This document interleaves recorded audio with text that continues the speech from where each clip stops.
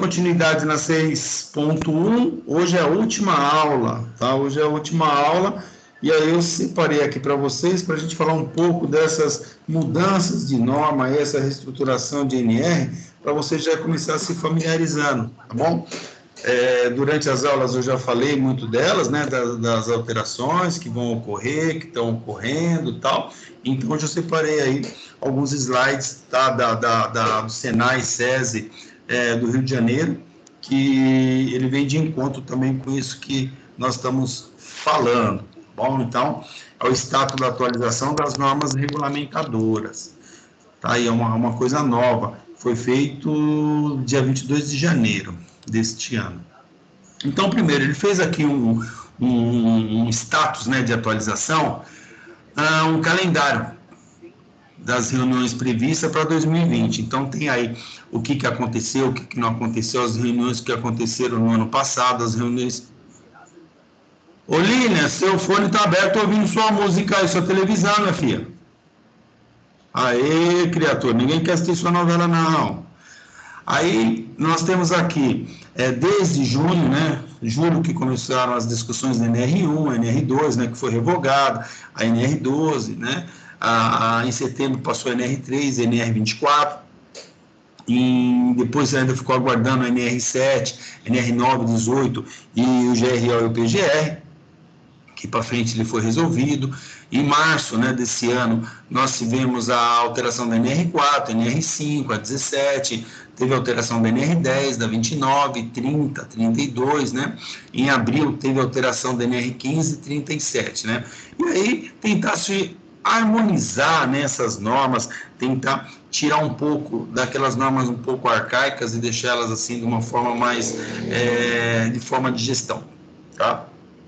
Então, esse que foram a perspectiva das mudanças. E aí nós temos aqui os textos publicados, né, as novas redações. Nós temos da NR1, que teve uma nova redação em julho de 2019, a 2, que foi revogada em 30/7, né?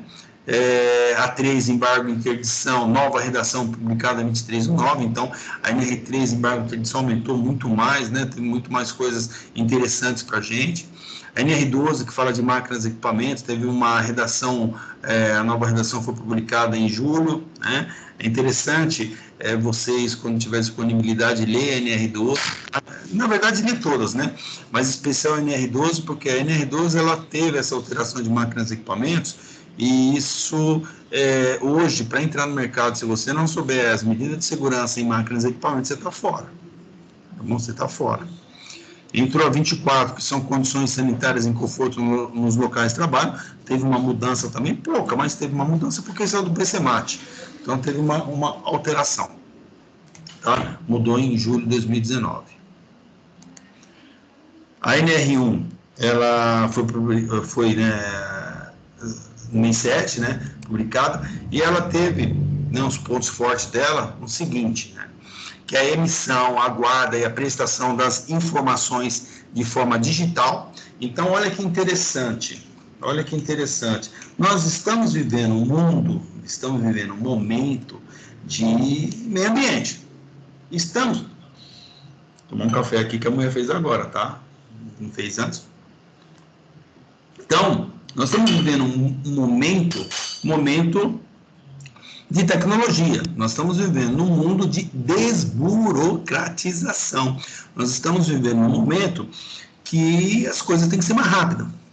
Então, não tinha muito sentido na nossa área a gente ainda ter aquelas formas de papel, até mesmo porque nós somos responsáveis por quê? Pelo meio ambiente. Então, não adiantava a gente guardar aquele montão de documentos, aquele montão de tal e coisa, né? E aí foi pensado que essa emissão, a guarda e a prestação das informações de forma digital, isso enriqueceu bastante. Hoje, até mesmo a eleição da CIPA você pode fazer digital. Coisas boas. Capacitações e treinamentos da exigência legal em modalidade EAD, olha que fantástico. Então, hoje, principalmente nessa característica que nós estamos vivendo, nesse novo formato, tá, que está nos capacitando indiretamente, gente, está nos capacitando, quando a gente fala nesse Teams, é importante que eu estou vendo aí alguns de vocês, tá, em especial a Mavi e a Vanessa, tá, fuçando esse cara, né, o Teams, que é muito bacana, porque aqui já está dizendo, olha como já estão andando na frente. Na própria norma, na NR1, ele fala capacitações e treinamentos de exigência legal em segurança do trabalho pela modalidade EAD. Olha que fantástico. Então, você de posse de conhecimento dessa ferramenta, por isso que é importante vocês explorarem esse universo, o que acontece? Você está na sua empresa, você está na sua sala de treinamento, tá? Você monta um treinamento, você monta um vídeo e aí você compartilha, né, em formato EAD. Então, um camarada que lê, que assistir todo o vídeo, tal, ele ganha uma certificação ou faz uma aula online, como nós estamos fazendo. Olha que fantástico. Então, você está ministrando uma aula e é tecnologia, tá? Está desburocratizando. Então, não tem aquele negócio de você pegar e juntar. Acho que quem falou foi a Lilian, né? Alguém que falou que trabalha no mercado. Quem trabalha no mercado é a Lilian? Ou a Luana? Eu não trabalho no mercado. A Marli. A Marli, tá? Eu acabei confundindo Lilian, Luana, Marli e uma sopa. Mas então, você viu que numa aula aí ela estava comentando que o tempo que se perde em tirar gerente de uma loja para fazer reunião, então tem lá o coffee break, então quanto tempo se desprende desse gerente fora da unidade, né? Porque o gerente vai sair da unidade, vai fazer todo o translado para chegar na reunião, para não sei o que, tal. E hoje a gente consegue fazer esses treinamentos em AD, NR1 te dá essa liberdade, olha que bacana. Possibilidade de aproveitamento de conteúdos dos treinamentos ser realizado, tanto dentro de uma mesma organização, quanto para outras organizações. Ou seja, utiliza o mesmo treinamento, você compartilha, fantástico. Tratamento diferenciado nas MEI, microempresa e empresa, o que é PP? O que é PP, gente? Deu branco agora.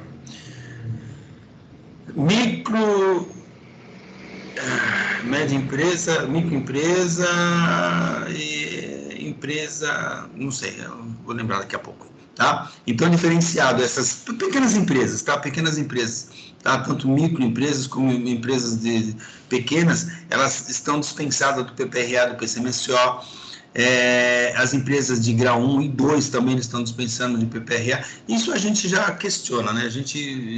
A parte de dispensar as empresas de grau 1, tudo bem, mas 2, eu achei, mas enfim, vamos ver o que vai acontecer daí para frente.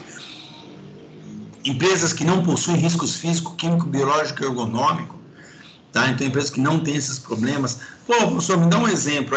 Às vezes professor, oi. Empresa é EPP, você falou?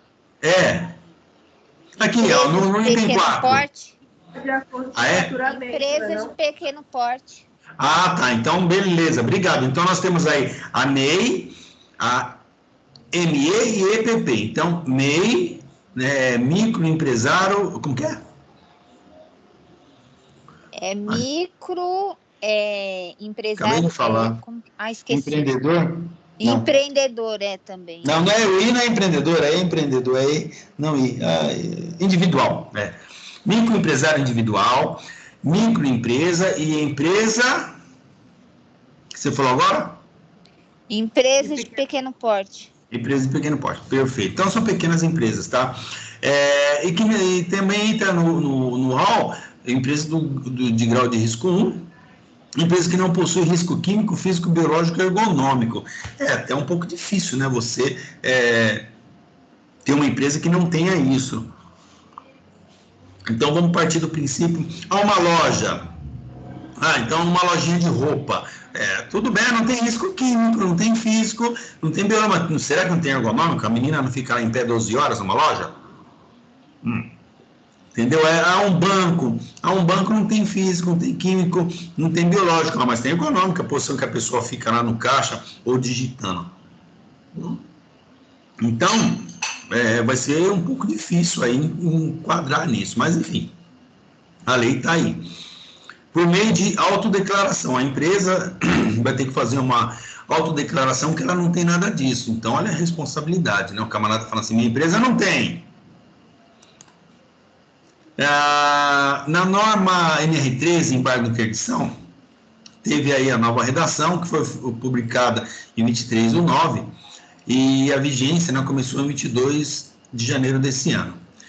É interessante que nesse embargo de interdição, ele estabelece o que é as diretrizes para a caracterização de grave e eminente risco. Porque quando o governo, né, o fiscal, o auditor fiscal, ele pode interditar ou embargar uma empresa, ou uma máquina, ou um estabelecimento, a partir do momento que for evidenciado um risco grave e eminente. E aí, dentro da norma, quando você começa a esmiuçar a norma, alguns itens da norma, tá dizendo, considera-se risco grave e eminente. Isso. Considera-se risco grave e eminente. Isso. Então, já está definido. Então, vamos supor, vaso de pressão, considera-se risco grave e eminente, onde o manômetro está acima da pressão máxima permitida. Então, você tem lá um vaso de pressão, que você vai, imagina um compressor, aí tem lá o manômetro, aí o manômetro está acima da capacidade. Isso é um risco grave e eminente. Aí ele embarga, manda desligar, embarga ali a máquina, né, ou interdita, né, a empresa, tal. Ele tem esse poder, porque a norma diz risco grave e iminente. Então, instituiu um modelo técnico de caracterização das situações passivas de embargo e interdição. Então, colocou aqui esse cruzamento, né, aqui, sobre a severidade e a gravidade, né. Então, conforme o fechamento, o cruzamento, e aí você vai ver onde chega em risco grave e iminente, que é assim, nos verdes, à vontade, né, no amarelinho, um pouco de cuidado, e no vermelho, que é crítico. Então, no vermelho, então, é risco grave e iminente, e aí já tem que interditar ou embargar a empresa ou o equipamento. Na NR12, que fala das máquinas de equipamento, teve aí a redação 30/7, ela diz o seguinte: atualização de modelos de apreciação de risco. Como que é essa apreciação de risco? Lembra? Nós estamos falando do PGR. Então, o PGR, ele vai fazer com que a gente observe muito mais os riscos das máquinas, não é verdade? Então, o GRO, né, aquele gerenciamento do risco ocupacional, o GRO, então, ele vai nos abastecer de informações, vai nos abastecer de diretrizes, não de informação, de diretrizes, tá? Para a gente fazer uma boa gestão, para fazer um bom gerenciamento, aonde? Dos nossos riscos ocupacionais. A partir dessa ferramenta que chama PGR, que é esse Programa de Gerenciamento de Risco. Como que eu vou gerenciar o meu risco? Primeiro eu tenho que conhecer o risco, aquela coisa lá toda, tá? Então, essa atualização do modelo de apreciação do risco, isso é legal. Eu faço uma PGR, conheço todos os meus problemas, estou tranquilo. Possibilidade de treinamento e capacitação do novo modelo. Então, a gente consegue capacitar os funcionários. Então, o funcionário não pode dispor de muito tempo. Então, a gente prepara uma aula EAD para ele, dá para ele, tá? Possibilidade de desenvolvimento de bancada para treinamento prático, tá? Isso é bacana. Só que, assim, de vez a gente ministrar esse curso na bancada, né, para o camarada ver a máquina e tal e coisa, tal, a gente manda para o Senai. A gente manda para o Senai, o Senai ministra esse curso, ou o Senai vem na empresa da gente, faz o curso e acabou. Possibilidades de desenvolvimento de sistema de simulação para avaliação das medidas de adequação possíveis de serem implementados, né, de serem inteligência artificial. Então, tem essa condição de fazer simulações, tá? Simulações assim, vamos simular, tá? Que se tem uma cortina de luz, vamos simular, se por acaso o cara enfia a mão ali mesmo, tá? Então, às vezes, hoje, é raro eu fazer, mas eu fazia isso. Às vezes o camarada tá na guilhotina, tem a cortina, chegava próximo, passava a mão na hora que ele ia mexer, tchum, passava a mão na cortina, a máquina tem que parar.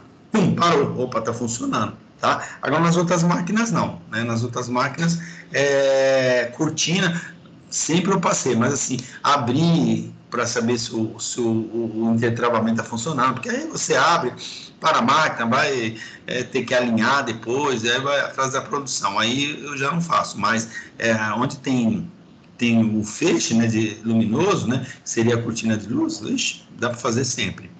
Tá? Então, aí você acaba tendo essa chamada inteligência artificial. Você vai e faz o negócio logo.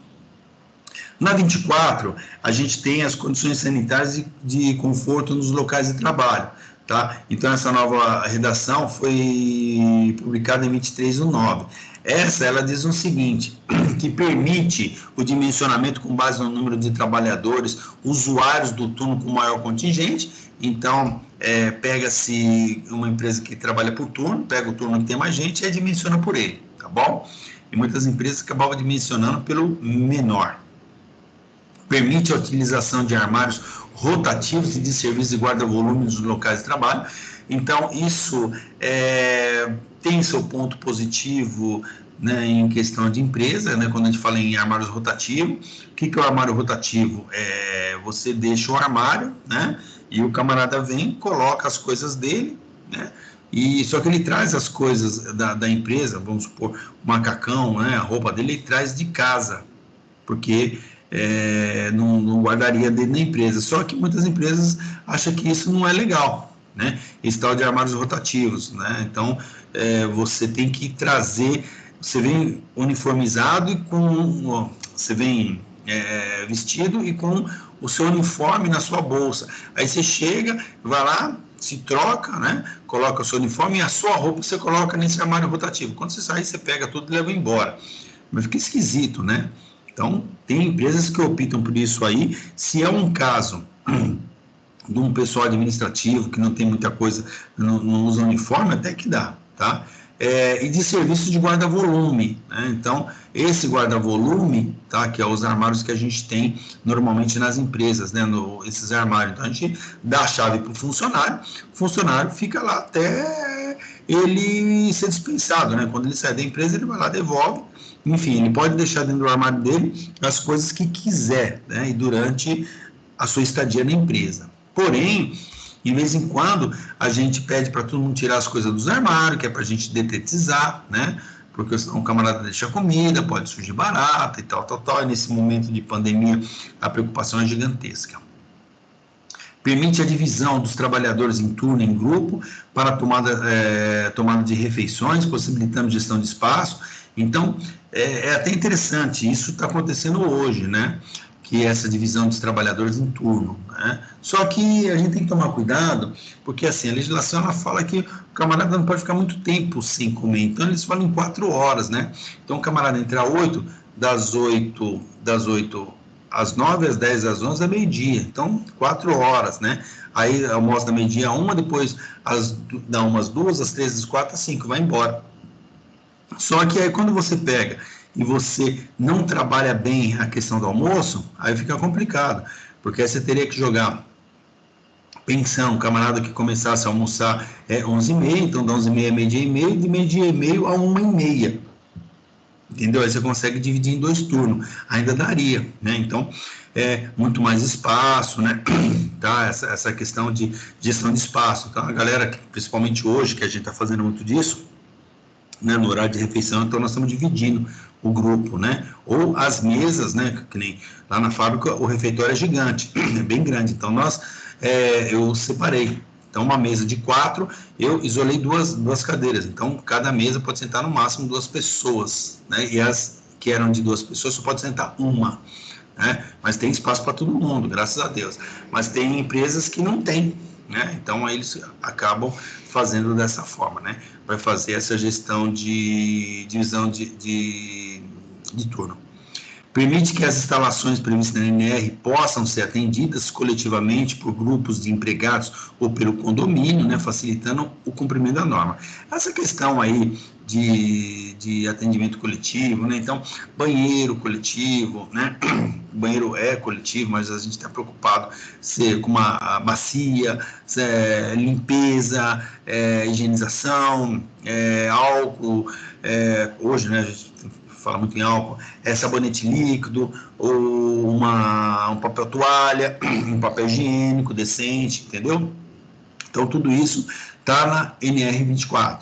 Não adianta você só colocar um banheiro, seja o que Deus quiser, né? Eu já ouvi falar que tem lugares aí que o camarada tem que levar o papel higiênico de casa. Isso é um absurdo. Isso aí está contra a legislação. A legislação é muito clara, que fala que a empresa tem que fornecer tudo. Gente, Você tem que levar papel higiênico para o seu local de trabalho, pasmem, Deus o livre, tá? Talvez vocês até tenham que fazer isso, mas isso é inadmissível, tá? Não sou eu que estou falando, a norma que tá dizendo. Aí a gente tem NR4, que é o SESMIT ou SEST, né? Em discussão entre os grupos tripartite. Então tá discutindo aí como que vai ser chamado, se é esse mesmo, serviços especializados de segurança e medicina do trabalho, ou serviços especializados de segurança e saúde do trabalho, né? Então, nós estamos pensando aí como que vai chamar, tá? NR5 também está em discussão, né? Em discussão como que vai ser um novo modelo da CIPA. Eu acho que tem que dar muito mais força para a CIPA, sim, ela tem que ser muito mais atuante e tal. Isso é bom para a gente, tá? Isso é bom para a gente, eles não vão tomar nosso lugar, tá? E é muito bom. A NR4, então, tem lá o Serviço Especializado em Engenharia de Segurança e Medicina do Trabalho, tá? Seria Serviço Especializado de Segurança e Saúde do Trabalho, o SEST, tá?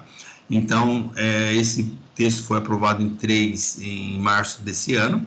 A composição do SEST por profissionais especializados na área de segurança e saúde do trabalho, possibilidade de terceirização em consonância com a reforma trabalhista. Então, é interessante, veja só, que ele te dá a possibilidade de terceirizar. Mas isso já dava, porque só que ele não falava assim, terceirizado de uma forma tão assim, né? Você era obrigado a atender os requisitos da norma. Só que você tinha funcionários que não comportavam, né, um SESMIT. Então, você não tinha que ter um SESMIT próprio, mas você tinha que ter um SESMIT contratado, que é o que ele fala aqui, possibilidade de terceirizar em consonância com a reforma trabalhista. Então, aí eu vou e terceirizo, né, o meu SESMIT. Como que eu vou terceirizar? A partir do momento que eu não preciso ter um. Quando eu tiver um, eu vou continuar tendo ele, ponto final. Eu não posso terceirizar o meu SESMIT, tá? Então, vamos supor, tem 1.000 funcionários, deveria ter um técnico, um engenheiro, um médico, um enfermeiro, sei lá, tá? Não vou ter ninguém, eu terceirizo tudo isso. Isso a legislação não prevê, tá? Ela prevê somente aquelas empresas pequenas que isso eles já fazem, tá? Então, você trabalha numa empresa pequena. Quem faz o seu PPRA, seu PCMSO? Você tem que fazer, certo? Você tem que fazer. Nem se for clandestino, mas você tem que fazer. E isso o seu contador vai ver isso aí para você, tá bom? Então ele vai fazer, ele vai achar uma empresa que faça, vai colocar nos custos e vai ser um PPRA, um PCMSO, o médico vai fazer o ASO e por aí vai, você vai ter esses documentos. Possibilidade de composição do SEST compartilhado, já tivemos atendimento sobre esse modelo no passado. Oi? Deixa eu te falar. Então, numa empresa que você pode contratar uma empresa, no caso, para fazer o serviço da onde você trabalha. Tipo, igual um PPRA. A mesma coisa de hoje, você não pode assim, se você tiver dentro daquele gráfico lá, daquele quadro do anexo 1, do anexo 2, da NR4, no tal dimensionamento do SESI, você pega o KNAI, você pega o número de funcionários, aí você faz o cruzamento, beleza. Isso continua. O que muda na lei, que é a forma só, que possibilidade de terceirização em consonância com a reforma trabalhista. Então, o que é isso? Hoje, eles estão diminuindo os funcionários, tá? Diminuindo carga horária, diminuindo não sei o que e tal, né? A ponto de essas empresas não se enquadrarem mais no quadro 2 da NR4. Mas ela tem que cumprir toda a legislação. Então, o que você faz? É o que já é feito hoje, contrata uma consultoria, a consultoria faz todos esses documentos para você, atendimento à legislação e ponto final. De atender, você vai ter que atender. Ou seja, por SESMIT próprio, ou seja, por SESMIT terceirizado. Entendeu? Porque meu irmão, ele fala para mim que lá na empresa dele, ele contrata para fazer esses negócios de higiene ocupacional, sabe? Que ele acha muito, ele falou, eu acho muito chato esse negócio de higiene ocupacional, tudo, aí eu contrato para fazer lá, de engenheiro. Tudo bem. A gente também, eu faço a mesma coisa, porque o que acontece? Lembra que nós falamos lá atrás, olha, você tem que fazer o atendimento à norma. Ah, beleza. Então, eu tenho que fazer o PPRA. O PPRA ele tem o reconhecimento e tem a avaliação. O que é a avaliação? É lá fazer a medição. Tá? Então, eu vou lá e faço a minha medição. Tá? Então, eu compro um aparelho e vou lá, só que o aparelho é caro. Aí eu vou fazer poeira, eu vou comprar um aparelho de poeira para levar, é muito caro, não vale a pena. Então, o que a gente contrata? Uma empresa para fazer essas avaliações. Então, uma empresa, que é o caso que ele faz. Uma consultoria, né? Sim, uma consultoria, né? Ela vai lá e ela vai fazer as avaliações de ruído, avaliação de calor, avaliação do que tiver. E ela vai dar um valor, eu pago, ele me dá essas informações e eu insiro no meu PPRA, simples assim. Eu estou com o meu PPRA, tá? E aí eu pego essas informações, porque ele vai me dar em forma de laudo, tá? Porque quem vai fazer é um engenheiro, tá? Ele vai me dar em forma de laudo e eu vou pegar essas informações ou o laudo dele, vou transcrever no meu PPRA, eu vou colocar na observação que quem fez isso, ou colocar o anexo, né, esse documento como anexo, eu assino, tudo bem. Não tem problema, tá? Pode, hoje, muitas empresas que têm seu SESMIT, elas terceirizam para não ter que comprar o equipamento. Mas vamos supor, eu trabalho na GM, porra, na GM, 11 mil funcionários numa planta, porra, 11 mil. Tem um monte de engenheiro, um monte de técnico, um monte de todo mundo. Então, o que a gente faz? Compra o aparelho, tem o aparelho, né, a rodo, e a gente mesmo faz a avaliação. A gente mesmo faz a avaliação, a gente mesmo pega e colhe o produto químico e manda para o laboratório, vem o laudo, a gente tal, e faz o PPRA. Por quê? Tem aparelho, tem condições, assim como muitas outras empresas têm. Na empresa que eu trabalhava, a gente só tinha o de medir ruído, né? De ruído e o de lux. Né? Mas e para fazer uma avaliação química? Eu não vou comprar um aparelho que é muito caro. Aí o que a gente fazia? Chegava e contratava uma empresa, ela vai lá e faz e acabou. Às vezes cobra bem mais barato, porque ele... mas às vezes até empresa grande eles preferem pagar. Porque meu irmão trabalhava na Reckitt, aquela empresa do SBP, sabe? Eu sei. E ele preferia pagar para ir lá para fazer. Mas muitos fazem isso. Muito trabalhoso, ocupacional. Não é assim, se você tem equipamento, eu já fiz uma avaliação de impacto no stand de tiro, puta merda, fazer avaliação de ruído de impacto, mas dá um trabalho do caramba, porque a posição que o cara tá, não sei o que, o ruído que sai, o ruído é uma loucura, mas eu fiz, né? Só que não adiantou muita coisa, eu fiz um impacto, mas só que tinha que fazer o quê? Poeira. Né? Porque quando o camarada dispara, aí queima a pólvora. Então, sobe o cheiro, mas tem exaustor, mas fica um pouco, então tem que fazer a avaliação química, entendeu? Então, eu fiz só de ruído, mas tivemos que contratar um cara para fazer a química, tá? Porque, mas você consegue fazer? Você também vai conseguir fazer, só que realmente é um pouco trabalhoso, né? Porque você tem que colocar o aparelho no cara, você tem que calibrar, tem não sei o quê. Até aí não é tão problema se você faz isso constante. Mas, para fazer uma vez por ano, então, normalmente, a galera prefere terceirizar isso. Terceiriza, o camarada faz rapidinho, já devolve, acabou, ele tem um aparelho, ele vai, ele faz super rápido, e acabou. E nós temos uma garantia, o quê? Que foi feito por um profissional. Eu acho fantástico, né? Eu sou a favor disso, tá? Então, quando ele fala nessa possibilidade de terceirizar, que hoje já acontece, né? Acontece desde aquela empresa que não tem ninguém para fazer segurança de trabalho, quem faz segurança de trabalho é a menina do DP, né? O pessoal do departamento pessoal que faz aí a parte de segurança, ou até aquelas grandes... Professor, e também, a partir de quantos funcionários uma empresa ela tem que ter um técnico? Então, no grau de risco 3, a partir de 100, tá? Então, porque eu trabalho numa empresa e ela não é daqui, a matriz dela é lá no Rio Grande do Sul. É uma empresa de segurança patrimonial. E eles não têm técnico lá.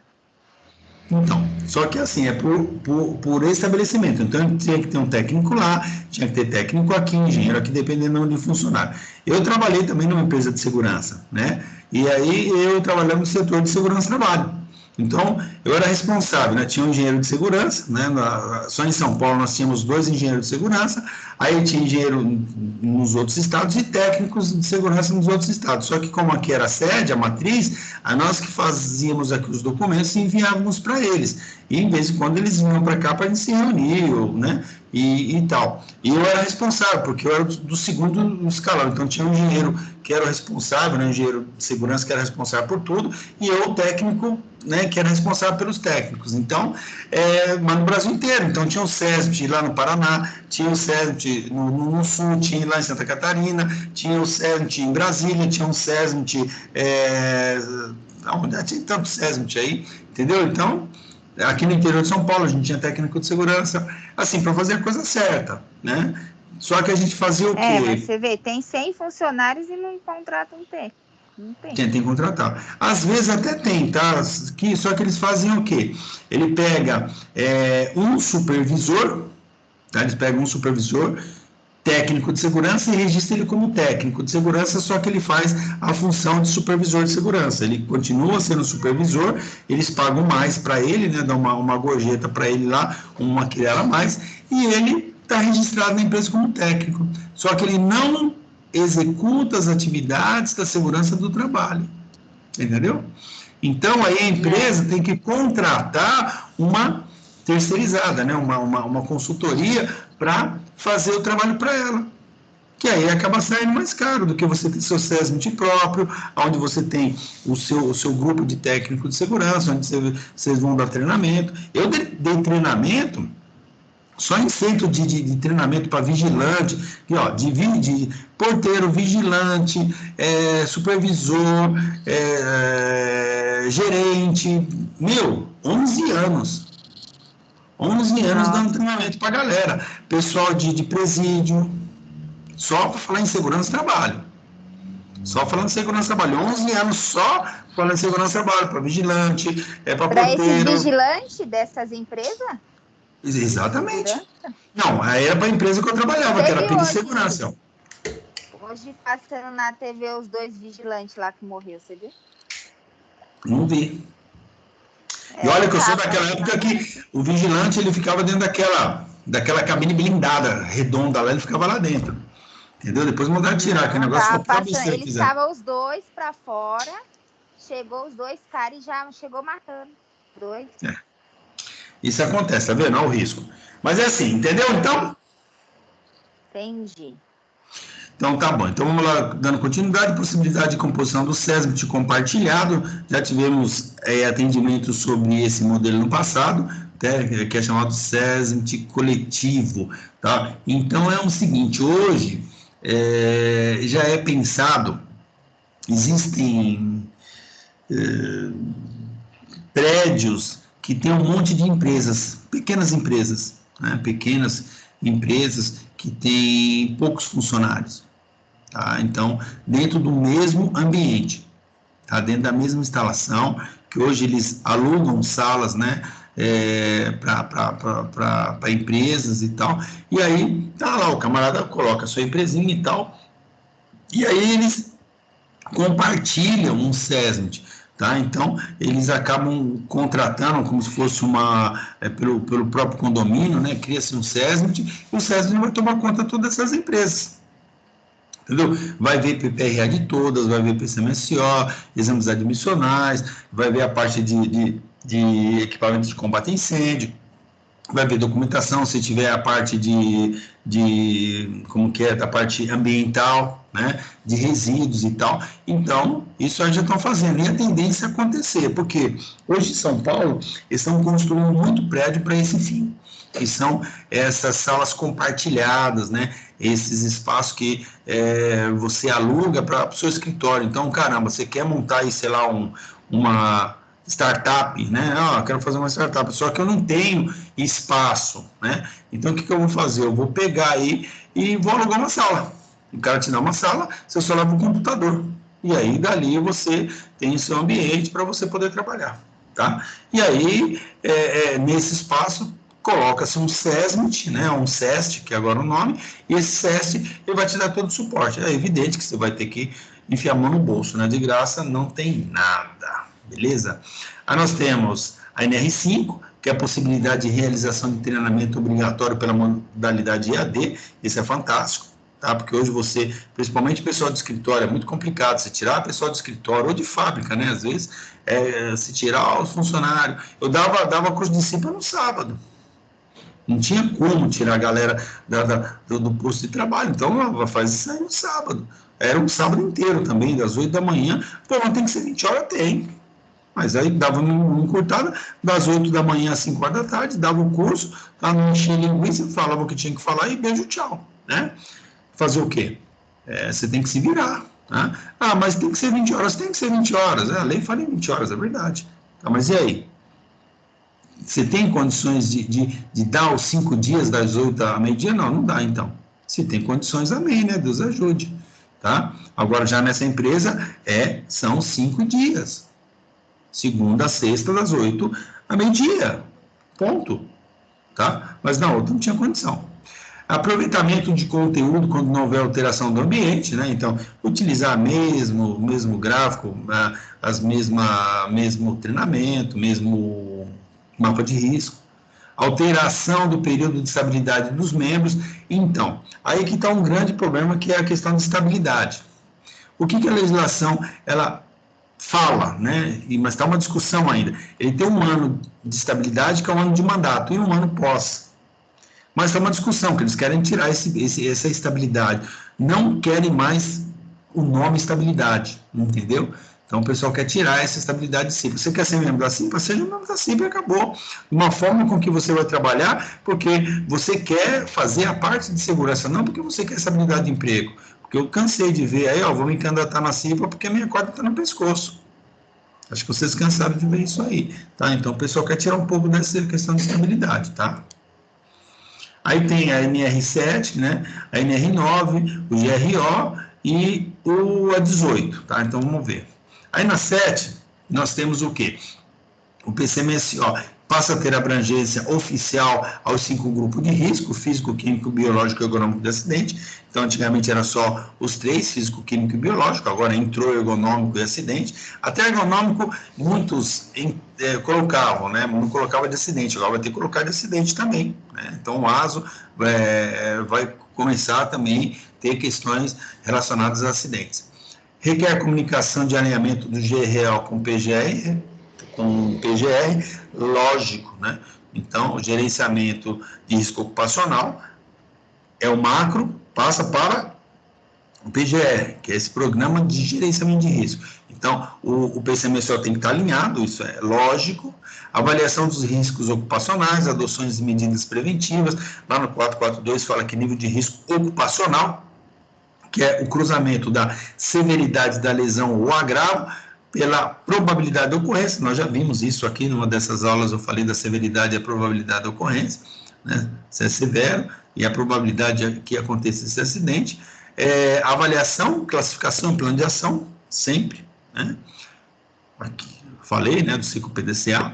Os inventários de risco, né, mais o 5.2 que fala ação. Então, inventário de risco é aquela planilha que eu vou colocar tudo. Na planilha que eu vou colocar tudo que eu ver, eu vou colocar ali. Alteração do médico coordenador para médico responsável. Então, no PCMSO, médico coordenador do PCMSO, falando de tal. Agora, médico responsável pelo PCMSO, tá? Muita diferença. No item 764 fala que o médico responsável pelo PCMSO, caso observe inconsistência no inventário de risco da organização, deverá reavaliá-las em conjunto com os responsáveis. Lógico, se ele encontrar alguma coisa que ele achar que não é conveniente, deve sim discutir.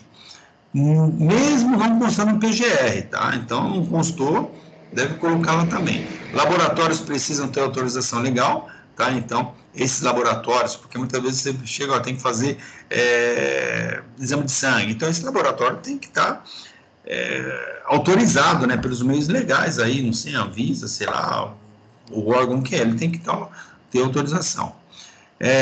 Relatório analítico em substituição ao relatório anual, então sai o relatório anual e coloca com mais detalhes, né, um analítico, né, uma coisa mais profunda. Tanto a MEI como IME e EPP desobrigadas ao PC mensual, mas poderão realizar os exames admissionais periódicos a cada 2 anos, tá? Então, elas não são obrigadas, mas é facultativo, né? Se a empresa quiser fazer, e fazer seus exames, né? Poderão realizar os exames, poderão, não está afirmando que deve, né? Lembra? Então, tem que tomar cuidado quando você está lendo. Deverão, poderão, deve fazer, é outra coisa. Utilização dos programas existentes, né, vigilância passiva, critérios médicos, né, fim daquele critério de idade, né, para o periódico, lembra o fator de idade, que era entre 18 e 45, abaixo de 18 anos e acima de 45, uma vez por ano, entre 18 e 45 a cada 2 anos. Então, mudou isso, né, ou seja, ele vai ver a melhor opção lá que ele achar, que é por 6 meses, por um ano, o médico que determina. Que, na verdade, esse PCMS antigo, ele já falava disso, né? Falou, a critério da empresa, né? Do médico coordenador.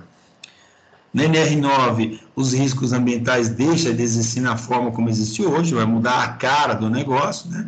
Novo texto prevê vigência apenas para 2021, então só vai começar a partir de março de 2021, que nós vimos. Institui a análise preliminar das atividades de trabalho, coisas que muitas empresas já fazem, né? Que a APR, a análise preliminar de risco, a análise preliminar da atividade de trabalho. Então, isso é super importante, tá? Porque é a partir daí também que a gente consegue fazer o inventário de problemas, né? De risco. Institui anexos para estabelecimento da identificação, avaliação e controle dos riscos ambientais, né? Então, cria-se nos anexos o que a gente tem que fazer para que essa coisa flua. No PGR, tá? Essa gestão de riscos ocupacionais, o GRO, né? Gestão de riscos ocupacionais, esse texto aí foi feito pela tripartite, então deu tudo certo, né? Ele foi publicado e entra em vigor a partir de março de 2021. Então, 5 grupos de risco físico, químico, biológico, ergonômico de acidente agora estão reunidos em um único programa, o Programa de Gerenciamento de Risco, tá? Então, o que nós tínhamos? Nós tínhamos lá o PPRA, o que tinha no PPRA? PPRA era risco físico, químico e biológico. Químico, físico e biológico. Aí, o ergonômico estava na 17, o acidente está aí solto pelo mundo, né? Opa, o PGR juntou tudo. O PPR não estava. O PGR juntou tudo. Tá? Então, isso é legal. O novo texto prevê vigência apenas para o ano que vem. O PGR pode ser atendido por sistema de gestão e deve contemplar estar integrado com planos, programas e outros documentos previstos na legislação. Lógico, né? Então, ele tem que estar inteirado com todas as outras normas. Prevê, além da avaliação, a classificação dos riscos ocupacionais, nível de risco, combinação da severidade e probabilidade, tá? Isso é aquele cruzamento que a gente, sempre o cruzamento, ele é dado por qualitativo. Qualitativo. Por quê? Quantitativo já está definido. Entendeu? Então, quando está definido acima de 85, acabou. Passou o limite de tolerância. E tal coisa, opa, né, sei lá, uma queda aqui nesse espaço aqui, uma queda, opa, então eu vou ver a combinação da severidade e probabilidade. Existe a probabilidade de queda? Sim. E a severidade? Se o cara cair, o que acontece? Vai ser severo ou não? Eu vou fazer o cruzamento. Entendeu? Quantas pessoas caíram. Aí aquela pirâmide de Bird a gente consegue até identificar isso aí, tá? Para a elaboração do plano de ação. Vendo? Os documentos mínimos exigidos são inventário de risco, plano de ação, ou seja, inventário de todos os problemas, o que você vai fazer para resolver esses problemas. Procedimentos de resposta ao cenário de emergência. Quando a gente fala em cenário de emergência, é cenário de catástrofes, né? De incêndio, inundação, terremoto, raio, enfim, essas coisas totalmente, assim, coisas gravíssimas. Então, cenários de emergência. Então, o que você vai fazer? Hoje, a gente, enfim, muitas empresas têm o chamado plano de emergência, que é uma matéria que eu vou dar para vocês, acho que lá na C9, né? Plano de emergência. Nesse plano de emergência, eu vou ensinar vocês a tomarem ações em caso de. Ações em caso de. Então, quais ações em caso de incêndio, ações em caso de inundação, ações em caso de terremoto, ações em caso de tal coisa, até as questões mais simples. Ações em caso de falta de água, ações em caso de falta de energia, ações em caso de um furto, ações em caso de um roubo, ações em caso de alguma coisa. Isso são emergências, que eles fogem do contexto, mas eu tenho que estar o quê? Procedimentado isso aí, treinado a galera. De uma forma que se tiver um evento desse aí, a galera tem que saber o que vai fazer. A 18 altera a nomenclatura de PCMAT para PGR, tá? Então, sai PPRA, Programa de Prevenção de Risco Ambiental, vaza. PCMAT, Programa das Condições do Meio Ambiente da Indústria da Construção, sai fora. O que vai ter? Programa de Gerenciamento de Risco.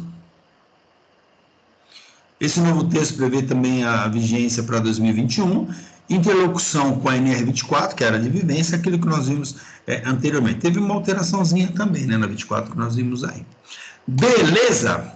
Tá? Essa foi uma apresentação da Gerência Institucional de Saúde e Segurança do Trabalho, né, FIRJAN, né, que é do Senai, SESI e EL do Rio de Janeiro, tá bom? Agora eu abro para perguntas e dúvidas sobre esta matéria. Se alguém tiver alguma pergunta ou dúvida, pode fazer.